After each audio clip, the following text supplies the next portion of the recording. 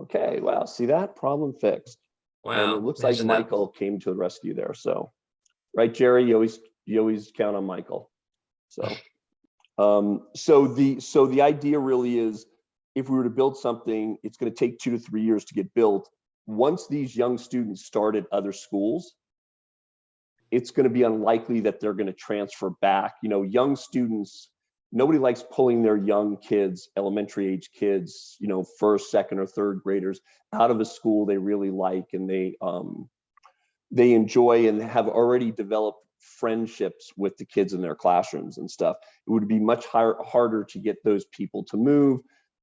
So the idea would be to try to mirror what Fillmore did by immediately building the school. And then as they sell homes and as things expand in that area, you know, we would continue to market market very heavily, our branding, all the changes, and do everything we can to dispel any preconceived notions that we know are not true, and see what we can do about, you know, increasing the capture rate.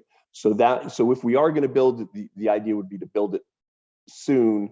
If we're not going to build, then we have to discuss more about what are we going to do with the 2 closest campuses, Bedell and Barbara Webster, who have actual land that we can actually use for facilities, and how much money would we want to put into those schools to see, you know, to increase our capture rate. So questions from anybody?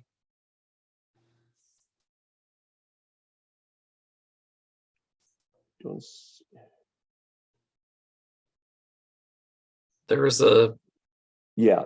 So the question is, how fast are these homes selling? Kevin, you can correct me if I'm wrong, but they were selling 1 a week at one particular pace. Where are they at now? Oh, I think they're 1 or less a week right now. They were selling like 1 a day or more than 1 a day during the peak. They were just burning through them. But it's I can't remember where I saw it. I can't remember where I saw it, but I thought it was like 12 a week, and now it's 2 a week. Yeah, something like that. And interest rates play a large role in that, obviously. I mean, interest rates right now, from what I understand, for a jumbo loan is getting close to 7%. So, you know, I'm sure that prevents a lot of people from actually getting approved for loans for homes at this particular point.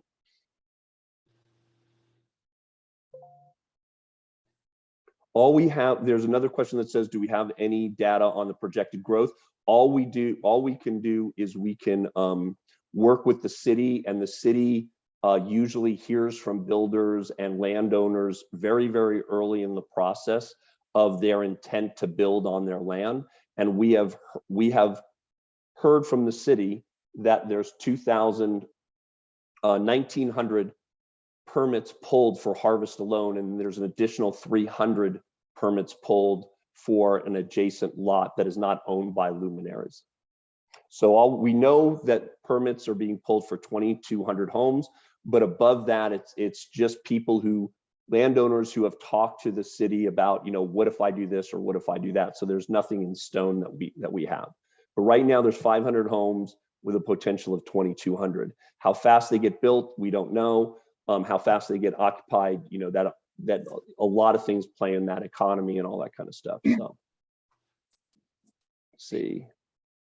There was one other question in the chat. What are the guarantees that buyers will have children for the new school? Well, if 25% of the homes that they're potentially building there have you know, been sold, and that we are seeing from those amount of homes that have sold, we're seeing how many children, school-aged children, and children that will be school-aged soon.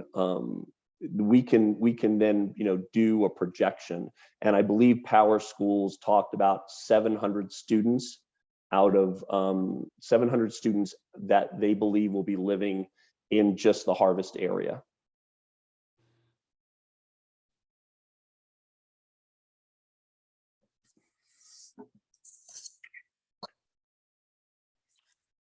Jeff, this is Lorenzo. Yes, I know right now the conversation is with the Harvest, but what's the district looking to do with the Kmart and the other development that is going on there nearby, near Peck and Harvard. Right, so on Peck and Harvard, right by that Kmart area, so Yeah. we're looking at those students going to Blanchard and Glen City. So we would, their closest school would be Blanchard, right, to walk to.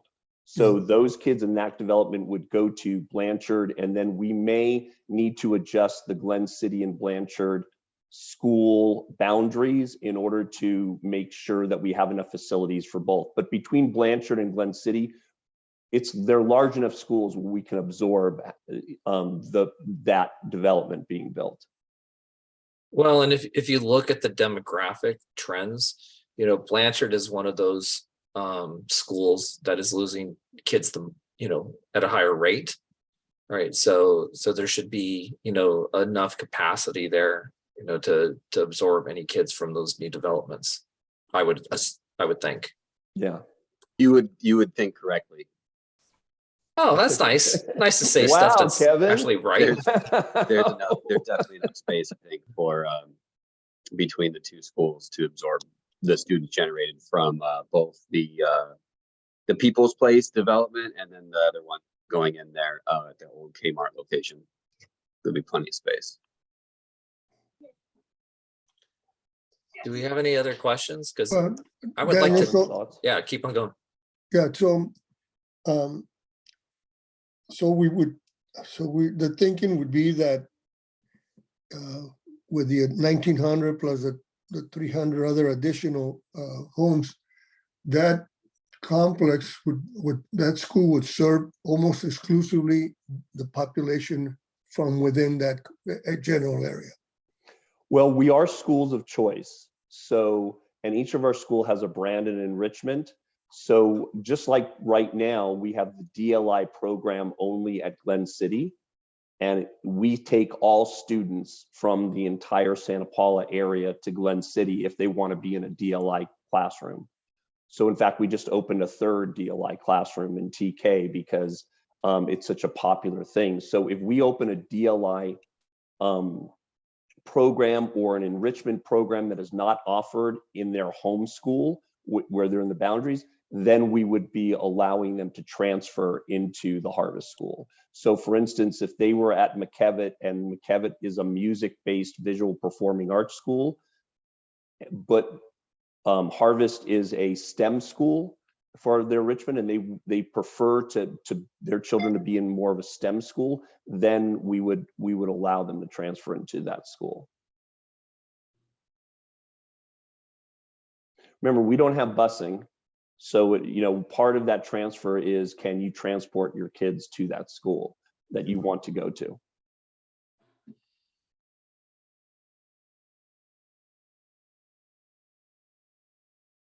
Any more questions or comments?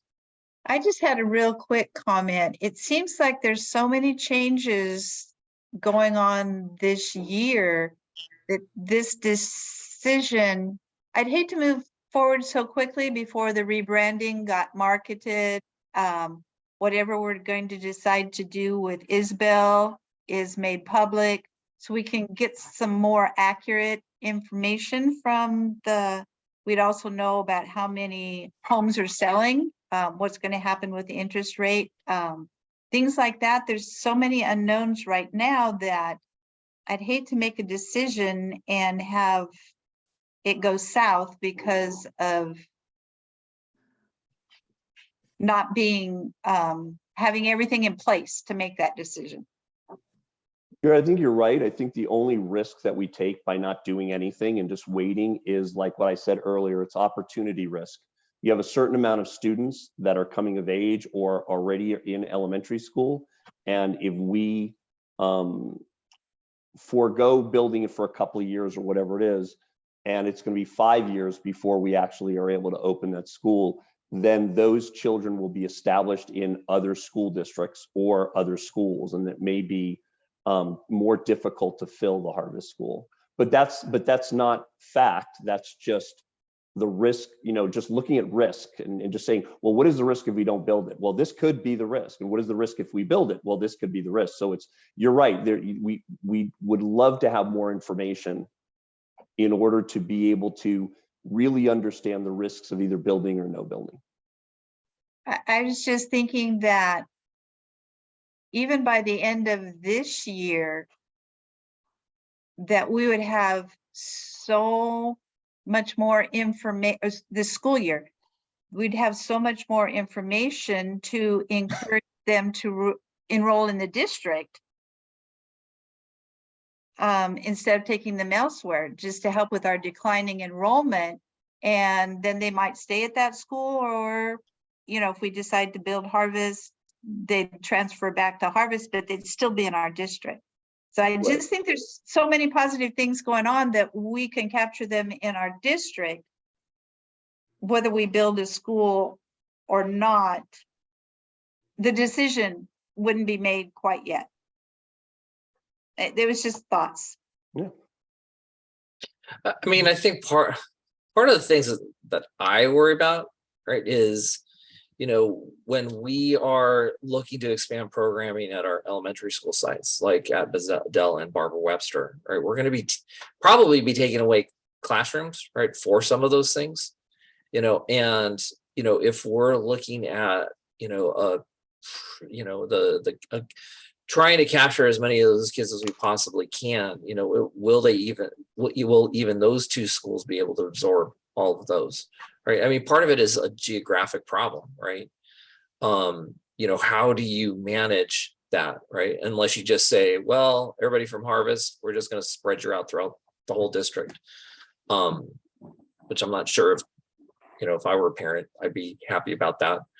So there is certainly risk right now. I mean, I think, oh gosh, I would want to know more about, and I want to see more surveys, right? Because I would agree with one of the comments that 18 is still, not enough. That's not enough engagement with this community to kind of see like what kind of risk we're talking about. Oliver puts in, there's also an opportunity risk of building a school that no one wants to attend. I mean, yeah, right. So trying to get as, a better sense of where those school age children parents, would make some sense. So for me, but, at the same time, I do agree, because building a school takes a long time. I would want to know kind of what our drop dead date would be. Right, like working backwards, like if we're projecting the school to be opened, school year, I don't know, 25, 26, when's the latest that we can push that decision off? Because if we wait until we have all the answers, like Jeff said, it might be too late. So there's been a couple comments in here. I'm trying to keep up with them. Emma said, with no buses, our community will be forced to stay at their neighborhood school versus school of choice. I mean, I think that's a different issue, right? But one that I think is important, because we have talked about busing, especially because if we're rebranding schools and we are allowing school choice, and if someone is across town wants to go to the visual arts program at Blanchard, is it just going to be, well, those who have cars and have the time to put their kids there? So that is a bigger discussion, I guess. And then there was also, let's see, I understand that the number of children may be there now, but however, a pattern can change and we may not have enough children to attend the new school. I think that for that particular question, like they're not even, I mean, they're about a quarter built out. I mean, it's going to be a problem no matter what, that we're always going to have to deal with enrollment, and it's a California issue, right? It is. So Brenda, I'm going to let you speak. Technically speaking, this is a Brown Acted committee, so only members of the committee are supposed to be discussing at this point, but go ahead. Oh, sorry about that. I No, just, it's okay. I It's think kind of confusing the on Zoom. fear for some of the parents is that our children would end up being bused to the harvest if there's a local school that needs to close down, an elementary school, and then now we have to send our kids further away from our home. So have you, is there any thought on that? What are your thoughts if you cannot meet the quota at the harvest? And I mean, it's a new school, so would you get kids from other areas to go there? Or I don't know, that's I think a fear of many of the parents, that if one of our really local close schools closes down, that we would now have to put our kids in buses to go to the harvest. Yeah, No, I good would say question. that, I don't know who takes it. Go I would say ahead. that's probably a pretty low chance of that happening. Overall, you know, busing is very expensive and something the district doesn't do at this point. So, you know, while boundary lines will definitely be redrawn in the future over a number of years through all kinds of demographic changes and potential building of schools or just adjusting of boundaries to balance enrollment at schools. We'd always be looking to send people to their closest geographic school to them. So, and we wouldn't be, you know, taking some pocket of students from somewhere and busing them to a school that's not the closest to them. That wouldn't be a very good financial choice for us. Along with not a good choice for the parents and the students. So, I'd also, I mean, on the topic of overall, I mean, I think that, you know, interest rates and the slowdown of the selling of units over there might be providing us a little bit of time here to continue to consider our options. Seeing as that the build out and the sale rate, you know, are slowed down to a crawl for as long as the Fed keeps interest rates up 6 months to a year, you know, that will slow down the filling of those houses. So it does buy us a little bit of time actually to continue to try to hopefully engage the 500 or so houses that are there and get some more input. Although so far everything we've heard has been along the lines of what Mr. Weinstein presented, which was that if they aren't coming but have students, they would very much like to see a school there, and then they would send their kids to that school. You know, the other big, you know, the only other option we have, you know, and Daniel brought up the idea of balancing. I mean, we have an issue really of where our students are being generated geographically. And right now, you know, Santa Paula, most of our kids live very close to a school, except for if you live in Harvest, then you have to drive far. We don't have any school over there. So really, there's for the residents in Harvest, they're the only residents that don't have a school, you know, within 1 mile of where they live. So I think that that's also an issue, one of the topics that we have to address, which is as development continues to happen on the east side of Santa Paula, how do we balance overall our capacity of classrooms? So that's, you know, it could mean that we invest in one of the school sites on the east side, like Harvard-Webster, but even then it means it's not as close as many other residents in Santa Paula are afforded for their local elementary school. So and it doesn't mean that if we build capacity there, you know, will the parents come over a bridge that might be finished in 2024 at a Santa Paula Street bridge and go to Webster, or, you know, will those brand new classrooms at Webster sit empty? You know, those are things to consider if we took an option such as that. Well, I mean, when I think about building a school at Harvest, I'm not thinking about a, you know, school the size of Glen City myself, right? I mean, I'm thinking about a school the size of our normal, you know, neighborhood schools, which is around what, 300? Yeah, Roughly, 300. But yeah, I think I mean, the K-8 question really would be huge on how many students go to that school.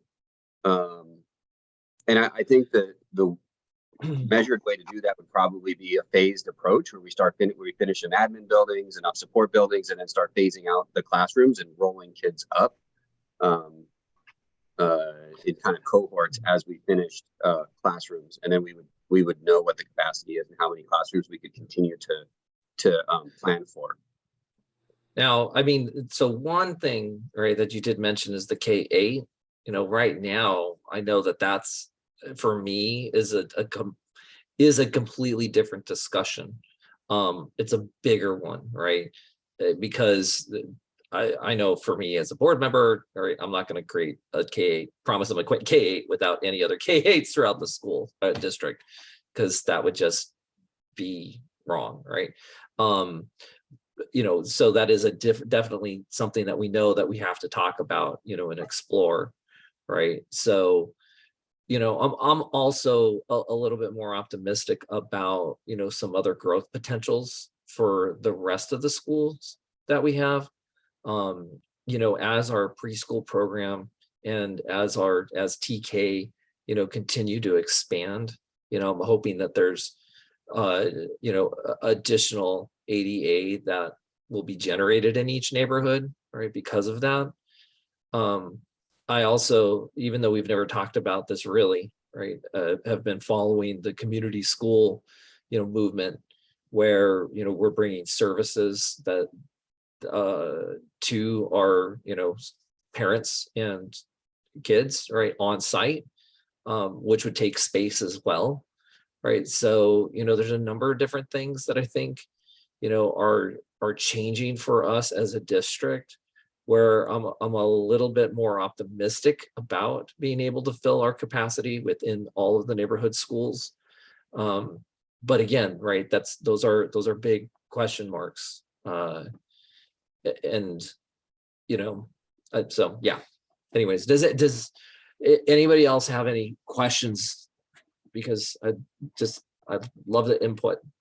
I like, sure. I think that Jerry's point is well taken, that maybe give ourselves at least till January to kind of get a better feel. I think Kevin has hit it on the head, in that the sale of the homes are not going to, it's going to take a while. And but I think that so I think time, it's on our, we can say it's on our side to allow us an opportunity to look more into this. But in the meantime, we do need to think in terms of if we are going to grow, whether it's Barbara Webster, you know, when do you, as a possibility, when does that those projects begin to occur? Or, you know, I hate to use the term beautifying the schools, but I think that if I'm sitting in a new home, and now you're and there's a brand new school there, and then you're asking me to go to Barbara Webster, I just the nature of, you know, I want to go to a new school. So how do we uplift, you know, Barbara Webster? I drive around that area often, and, you know, and it's a nice, you know, open area, but it's, you know, not very attractive. You know what I mean? Hey, we gave it a new paint job. Didn't we do the black slaps too? Yeah. It's going to be the 11th and Santa Paula Street corner. There will be the next preschool, so that's going to get a facelift in the next couple months. I think it's going to start looking really nice. So then maybe we just need to do the backstop on 12th and Santa Paula Street and get some trees up there. Yeah, that's what I was getting. I didn't want to go there, but yeah. You don't like chain link? Gee, Yeah. imagine that. Not rusted, falling apart chain link. Yeah. Anyway, we won't mention too much of that. Yeah. All right. What? Any other comments, questions? You know, I mean, Daniel, the only other thing I would say is at this point, it feels like to me, we still obviously need to engage the community, try to get some more data. And then maybe in a few months, come back and start talking about harvest again. But I think to your point, we also last year were charged with the idea of K-8s at our current school. And so maybe that's a focus for our next meeting coming up.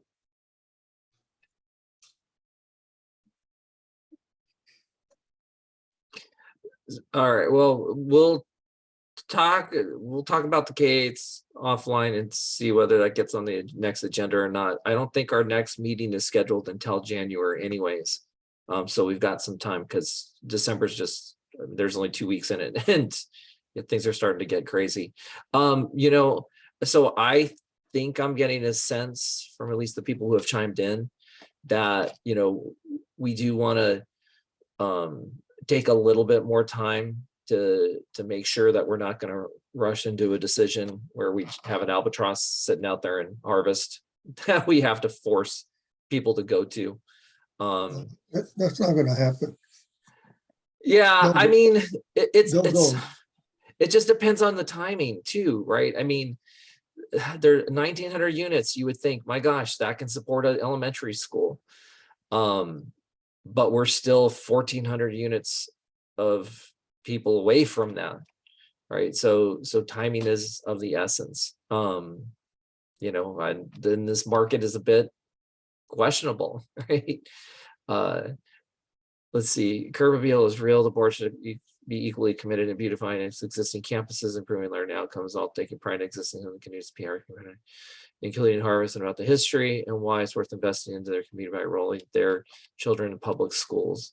You know, Oliver, I'm not sure if you've been, you know, following our design day discussions. We did have, you know, we did talk about that here in the strategic planning, and some information was presented last week at the board meeting as well about a lot of those different initiatives that we have around the campuses.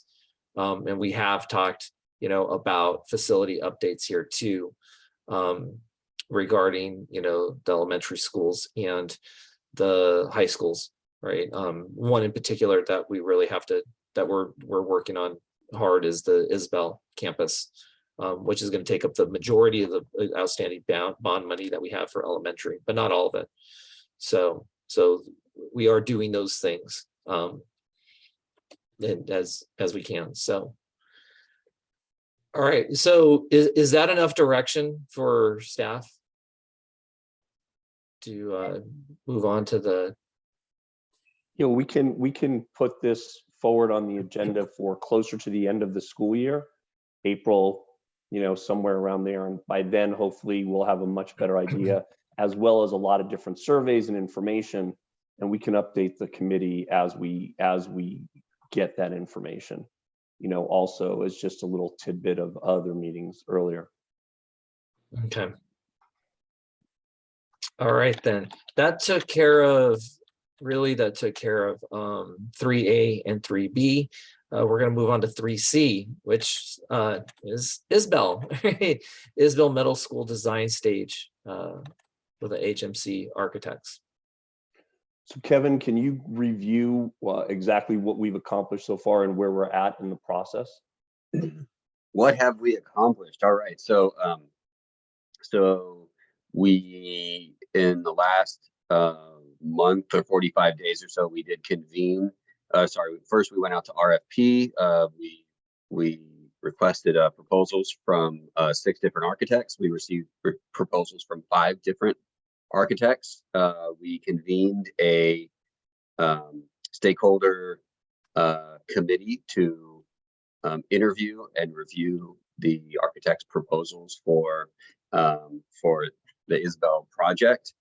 We went through 2 rounds of interviews with our architects and ended up choosing HMC architects, to which I am working on developing a contract with. Every architect pretty much came out and proposed what we would call a programming contract to start, which really is always the first step, which is engaging the community, gathering input, reviewing design, defining scope, really trying to narrow down the scope of the project and figuring out what it will entail, because it is rather undefined only that we and we know we're dealing with the historical building. We have identified a project of new construction to replace the old building. That's the current project defined for the CEQA process, which we know we will be embarking here on very soon. So so overall, we went out to RFP. We interviewed architects. We have an architect. Like I said, I'm in the process of finalizing the contract for the first steps of programming, which is community engagement, and really working through the CEQA process and defining, trying to come up with with an overall design for the campus. So what stakeholders in the community can expect to see in, probably starting after the holidays, really, would be a lot of community outreach, some design proposals, requesting input, and expect to see us doing more town halls around the campuses to talk about ISBO, and hopefully also at some of the farmers market and other community events with some pop-ups with our architects and design proposals to try to gather input. That will eventually then lead to design, to DSA submittals, to finishing up CEQA, and going from there. We're proposing probably a lease back build project delivery method, which means that we'll be also here in the next few months working to bring on the builder early on to hopefully get kind of a pre-construction value as we go into construction design. Builders bring a different eye for costs to that design component, cost and buildability. They would call buildability, I guess, constructability. Yes. That hopefully saves in change orders and delays when we actually go into construction. So that builder is along they're along with the design process. So they're helping us evaluate once again the constructability of that project, and then they can really hit the ground running when it's time to start construction. So that's where we're at.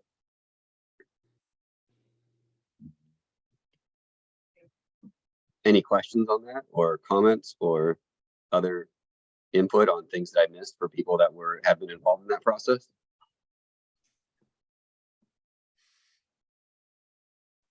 I think the only input I have is that HMC is very familiar with Ventura County and the area.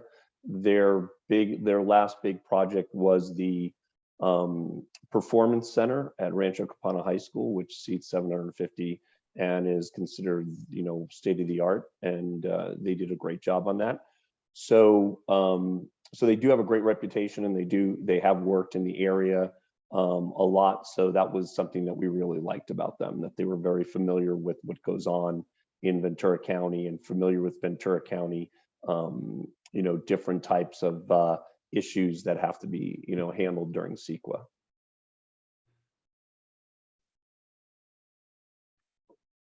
Yeah, I have a question. Did they worked on rehabbing historic structures before? they currently have a project with LUSD where there is a historic aspect of their project there at a high school.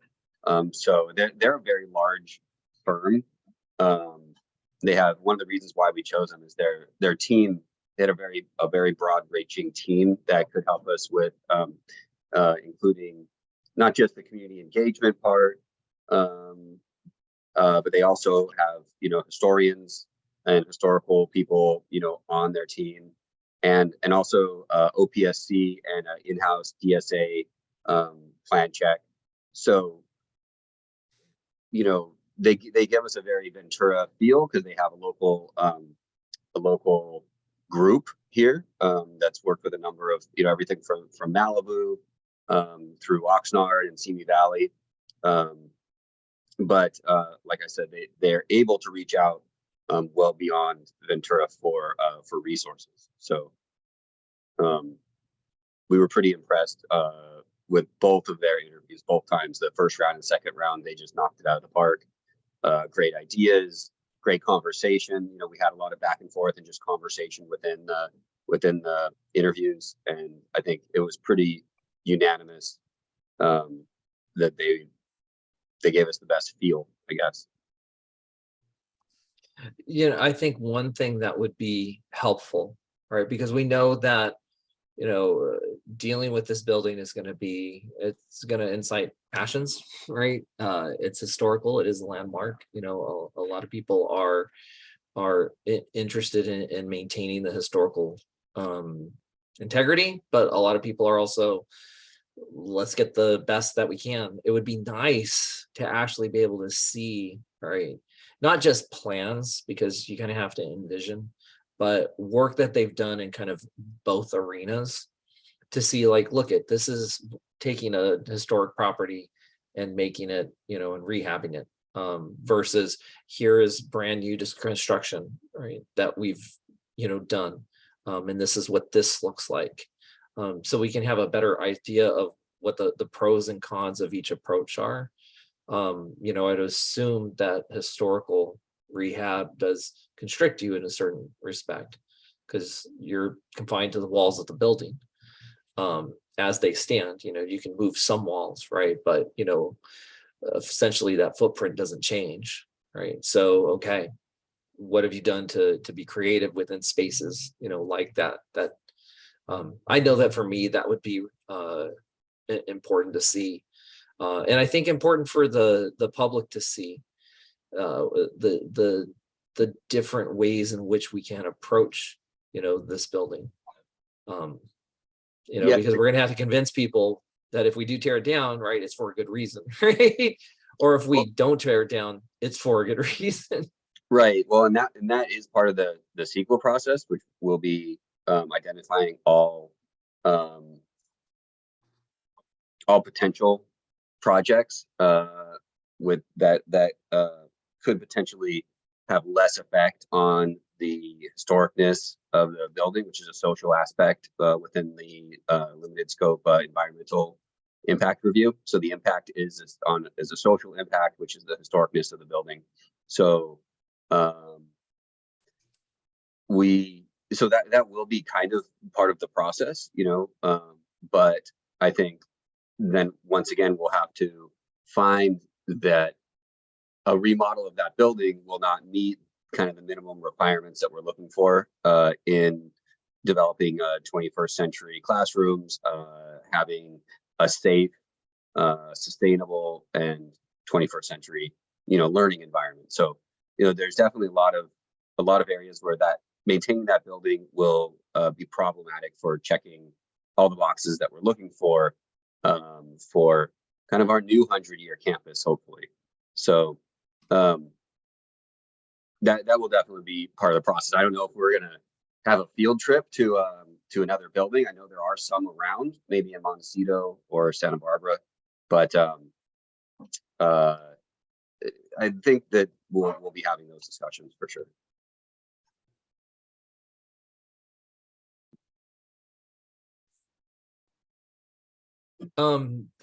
Since no one else is chiming in, do we have a sense of whether we can start construction for next school year? Or would that timeline just be too aggressive at this point? Yeah, I think that opportunity is sailed at this point. So I think we're looking at, as far as a timeline, through spring for programming, and leaseback contracting, and then probably through summer and fall for DSA and construction design and constructability review, and then probably, you know, not really. I would say the earliest we would be able to start construction would be next spring. So really what we'll probably do is just wait until summer to mobilize. So we'll finish next school year in the building, and then have the mobile campus or the portable campus constructed and be ready. Kids will be at mobile campus, portable campus, the 24-25 school year while that building is under construction. Wow, that's a long time from now. That's why we got to keep moving.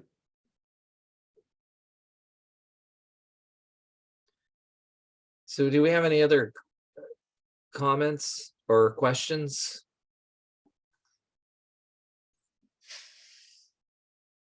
Well, since I'm newer to this group, oh God, I already got the look from Kevin. No, I'm not coming at you this time, I promise. I know we're moving 6 back to the elementaries this year, or this coming school year. Is the ultimate goal, once Isbell is rehabbed and in better shape, to move 6 back to Isbell so that then frees up the space in the elementaries for all the preschool, pre-K, TK? Or is the 6 a permanent move? Like I say, I wasn't here, so I wasn't part of that discussion last year. Yeah, I think so. As you alluded to, last year, this committee went through quite a process to evaluate grade level alignment, and it was the decision of the committee to make a recommendation to the board, which they approved, moving the students back. That wasn't considered a temporary move. However, I mean, I do think that we're always in a state of constant evaluation. You know, we know that we need the 6th graders back at the elementary sites to do the construction. So I just gave you a timeline of not starting construction until the 24-25 school year. We'll probably be in construction for a whole nother school year, 25-26. I mean, so, you know, you might not be looking at really having a new campus to go back to until 25-26 or 26-27, somewhere in that, you know, timeline. So that's kind of a long ways out, as I think Daniel just said, and a lot can change in 4 or 5 years. So I think that as we start to bring the new campus online, I think that'll be a time to evaluate again whether or not 6th graders, whether it's working to have 6th graders at the elementary sites, whether we'd like to bring them to Isbell. Either, I know there's been a proposal of like a 6th grade academy, or even as a whole group again back and make it a 6, 7, 8. I think, you know, there'll be time for that evaluation at that point. You know, I don't think anything's ever set in stone forever, right? With the possible exception of the walls of Isbell. Right. Maybe. You know, I just wanted to make a kind of broader point about our facilities, because we keep on talking about capacity as if the capacity that we have at the schools is what it is. I mean, let's look at Isbell's case. How much of that capacity is in portable classrooms? Right? What, a third? At least, roughly? Like, I know from my perspective as a board member, right, kids in portables bother me as a long-term solution. I don't think they should be in portables. Call me crazy, maybe I'm misguided, right? But a portable is a short-term solution to, you know, capacity issues, not a long-term solution to educate our kids. So, you know, and there's a number of different portables throughout the whole district. You know, that's fine if we're using it for, like, you know, enrichment or one-off or special things where we just need the space. But to say that, you know, our capacity is, you know, I don't know, however much it is, you know, and a third of it is portables, I don't think that that's great, you know. Yeah, I don't want to you know, lift the curtain too high or anything, but I did have a meeting today with our consultant who helps us get state facilities matching money. to start the process for to get our piece of the preschool TKK matching facility money for maybe a few of our campuses to build stick-built Title V compliant classrooms for our little ones, thus opening up stick-built permanent classrooms for upper grades and maybe allowing us to get rid of some of those portables potentially. So just starting, but we're working on it. You made a promise there. I heard it. You heard it. It's recorded. All right. Is anybody else have anything, any other comments, or even chat questions? I just want to say I'm very optimistic with all of the good things that are happening in our schools and the planning that's going on right now. I'm very optimistic that we're going to draw students to our district. I really do feel that way. I feel like we're on the move. We're ready to go, and it's exciting. But I would also say, in being cautious and waiting, I think we also need to look at what it means to prepare for that growth. Because when your schools are providing excellent programming and you've got clean, well-maintained schools, people will come. And so let's be cautious, but let's also be smart in not going too slowly in the process to get ready for that growth. There's a comment in the chat from Emma. I agree, students should not be in portables. So what could potentially change it are at Renaissance, as most or all are in portables? That's a very good question. I think that really sits on, the amount of money that we have for the secondary schools out of our GO bond fund. So we have a number of projects that have already been identified that we are working on the plausibility of those projects that will use up most of that money. And so we would have to look at other ways of financing any type of construction, additional construction at a place like Renaissance, because we don't have enough money currently in our general bonds to be able to do that. But Emma, just so you know that, we have been looking at the Renaissance campus, and it's a small footprint out there, and they do need more space. There's fairly compelling reasons to keep it where it is. And I know I've had conversations with administration about that, because there was at least we tossed around the idea of maybe it needs to go somewhere else, but I don't think that that's necessarily the right answer, so again, looking at those facilities as they are, so that we have true equity, is going to be important.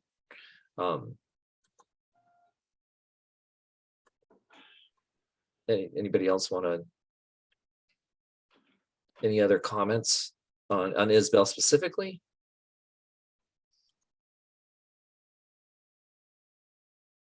All right.